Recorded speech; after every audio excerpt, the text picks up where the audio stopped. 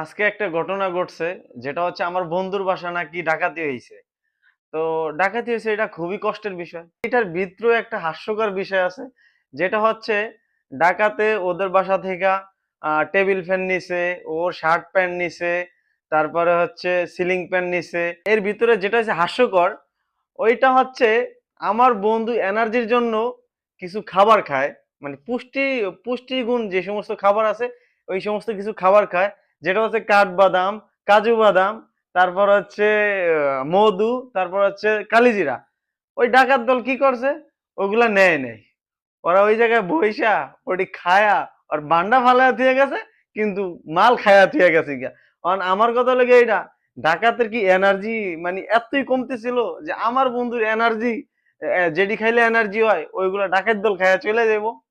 এটা কোনো কথা হইলো? আর এটা কেমন ডাকাত যে আমার বন্ধুর এনার্জির জিনিস খায়া চলে গেল? এটা আসলে মানা যায়? মানা যায় না।